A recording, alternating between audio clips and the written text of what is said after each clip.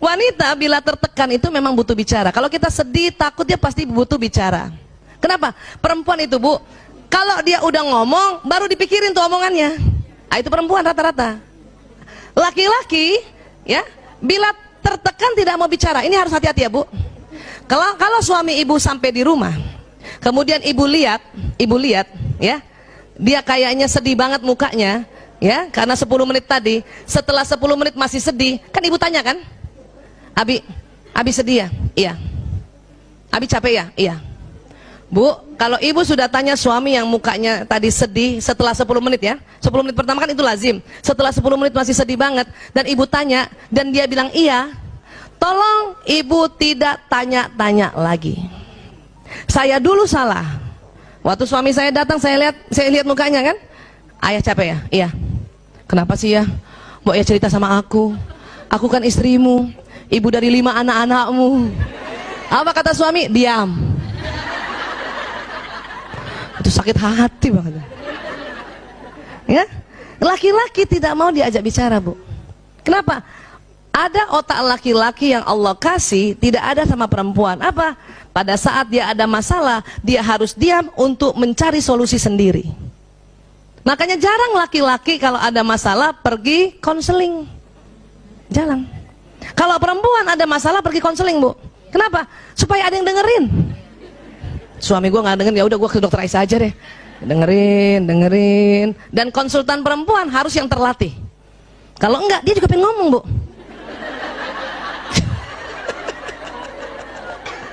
Pasiennya perempuan, udah cerita, dia juga pengen cerita. Makanya konsultan perempuan itu, psikolog perempuan atau dokter konselor perempuan ya, itu harus terlatih untuk dengar. Sudah selesai semua, tinggal memetakan. Ya, laki-laki enggak. Dan ingat, laki-laki mau cerita sama istrinya kalau masalahnya ini sudah ada alternatif solusi. Jadi ibu tenang aja, nanti dia cerita kok. Termasuk anak kita kalau datang. Ya, sayang, kok kayaknya marah ya? Iya bun, Mbok ya cerita sama bunda. Bunda kan ibumu yang melahirkanmu. Sebetulnya anak laki mau bilang diam, tapi takut durhaka. Enggak kayak bapaknya, langsung diam. Paham ya Bu? Ya, biarin. Jadi gimana Bu Aisyah? Bilang sama suami, ayah capek banget ya? Iya. Ini minum, ini makanan. Ya, kalau mau ngobrol panggil aku ya. Ah gitu.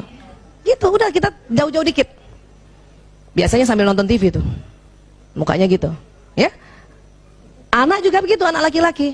Ya, kakak capek ya? Iya bun. Ya udah ini makan, ini minum. Kalau mau cerita kapan-kapan panggil bunda ya. Belum tentu hari itu dia mau cerita bun, bisa jadi minggu depan. Ya, kenapa? Laki-laki mau cerita sama perempuan, masalahnya dia cerita, tapi dia sudah ada alternatif solusi. Supaya apa? Laki-laki ingin dianggap sebagai pahlawan. Bun, ada PHK di kantor aku. Oh ya gitu ya. Terus apa kebijakan ayah? Ah tanya gitu. Ya, ya aku sih sebenarnya susah banget ya ambil keputusannya, saya mutasi aja. Oh gitu, insya Allah kebijakannya Abi ya itu manfaat cia gitu dong. Ya, nah itu jangan kita suami cerita, bun, ya di kantor ada pemecatan PHK, terus kita diam aja.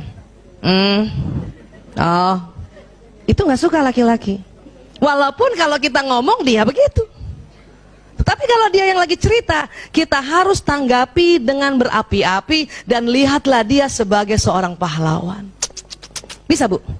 Coba latihan di kacanya berbinar-binar ya. Oh, terus gimana Abi? Ah, Masya Allah, Abi keren banget. Itu latihan Bu. Kenapa? Karena laki-laki ingin selalu dikagumi. Ya, ingin selalu dikagumi. Oke? Nih tadi saya bilang kan, perempuan kalau curhat hanya ingin disimak. Ingat, laki-laki ya kalau mendengar curhat selalu menawarkan solusi.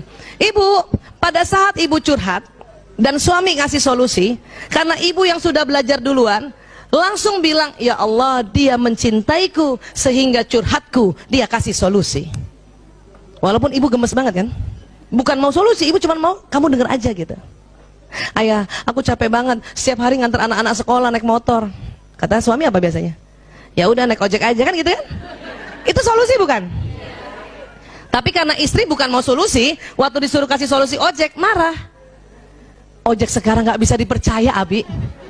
Ya udah kalau gitu panggil supir, apalagi supir. Wah. Terus kata suami apa? Lo katanya capek. Ya. Sebetulnya perempuan hanya ingin didengar, dan kalimat yang paling senangi perempuan apa? Umi kasihannya capek banget. Ciela, ya Allah. Bu, saat itu juga nggak jadi capek. Betul. Suami saya udah paham tuh. Kalau saya ngeluh apa-apa, kasihan kamu capek, istirahat aja. Ciela. Padahal maksud dia, udah diam nggak usah ngomong. Tapi kalimatnya sudah belajar dia. Kalau dulu astagfirullahaladzim, ngasih solusi berantem. Suatu ketika saya makan bakmi ayam sama suami, itu saya bilang, ya Allah kalau bakmi ayam gini kurang nendang ya. Dia kasih solusi, ya udah yuk kita makan nasi goreng lagi. Ya. Itu solusi. Paham? Dan suami saya juga sudah pintar sekarang, Masya Allah. Kalau saya curhat, setelah dia dengar curhat, apa dia bilang sama saya? Ibu, mau pakai solusi apa enggak? Itu kayak nanya mau pakai bawang goreng apa enggak. Kenapa? Kata suami saya, daripada gue berantem muter-muter debat kusir gara-gara ini. Paham ya? Nah itu tadi. Jadi gimana? Kalau gitu dari awal ibu bilang sama suami, Abi, ayah, ya, Mas, aku mau cerita aja ya. Oke, dia akan dengar. Kenapa? Karena laki-laki merasa kalau perempuan sedang ngobrol, dia harus carikan solusi. Itu dia capek juga, Bu. Tapi kalau dari awal kita bilang, dengar saja ya, aku cuma mau cerita, dia udah tenang. Oh, bukan solusi. Ya, dia selalu dengar, suami selalu ingin dianggap sebagai pahlawan. Itu harus diingat. Ya. Kenapa suami ingin dianggap pahlawan? Ini Bu, ini otak dibelah ya. Ada yang merah-merah ini. Coba pegang dulu dahinya Bu. Nah, di dalam situ Bu, ini kayak ibu pegang dahi itu yang ini nih, ini ya, depan sini ya. Nah, agak ke dalamnya itu ada segitiga. Ini saya kasih warna merah, aslinya bukan warna merah ya. Namanya hipotalamus. Hipotalamus. Apa Bu? Hipotalamus.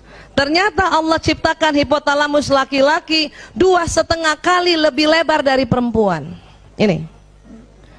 Ya. Jadi lebih besar siapa Bu? Laki-laki. Berapa besarnya Bu? 2,5 kali. Ini supaya kita hafal terus ya, diulang-ulang ya. Apa fungsi hipotalamus? Sebetulnya banyak ya. Tetapi untuk laki-laki ya dan perempuan ini, hipotalamus ini pertama, pusat menjaga keamanan Bu. Berarti laki-laki lebih jago jaga keamanan bukan? Iya. Itu makanya dia juga selalu ingin dilihat sebagai pahlawan. Ini harus kita ciptakan Bu. Bu Aisyah, tapi kan kita pura-pura. Enggak pura-pura Bu.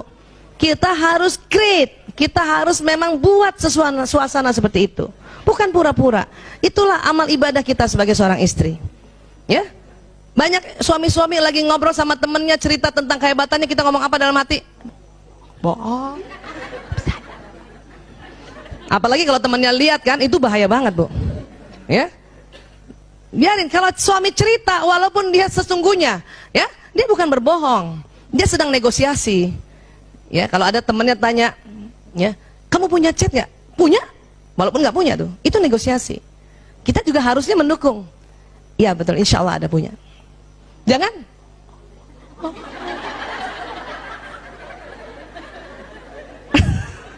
Itu kalau suami tahu itu marahnya minta ampun Bu. Ya Allah, karena kita menjatuhkan, nggak mau dia.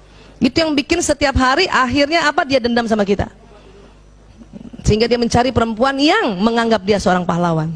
Wah Allah, ya, paham ya Bu? Ini pusat. Kemudian apa lagi? Ini, kalau perempuan ini yang tebal nih, yang di tengah putih, namanya corpus callosum. Apa Bu? Corpus callosum. Lagi sekali lagi, corpus callosum. Yang mana sih Bu Aisyah? Itu otak di tengah Bu, bagian tengah tuh, putih.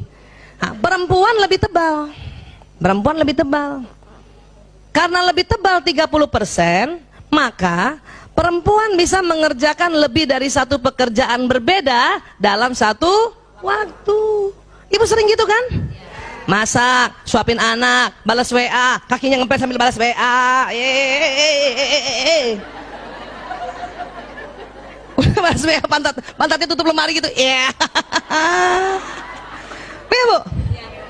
Siapa ibu pernah kalau punya wastafel di kamar mandi, ibu sikat gigi kan? lihat jendela berembun kan, itu sambil ngilap ya. Kadang kaki ngambil baju kotor yang jatuh iya Bu. Siapa ibu yang bawa mobil antar anak zaman dulu tuh, apalagi ya, bawa mobil, anak belum makan disuapin, betul Bu. Masih bisa kita dengar qiraat ya dari kaset, masih bisa pasang alis, itu perempuan.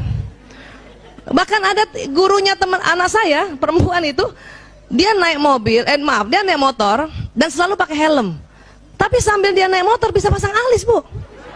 Itu perempuan, keren banget.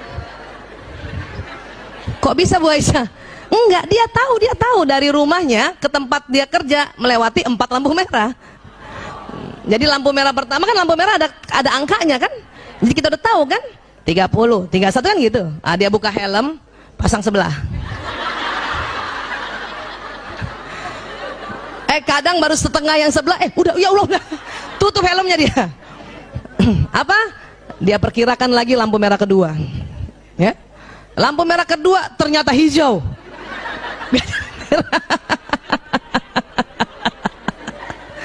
Lampu merah ketiga untung merah, dia buka betulin dikit, ya baru sebelah kan. Lampu merah keempat enggak, merah hijau, makanya sampai pekarangan sekolah baru sebelah. Tapi itu nggak masalah, sebelum taruh helmnya di pekarangan sekolah bikin satu lagi. Luar biasa, itu karena otak kita yang korpus kolosumnya lebih tebal.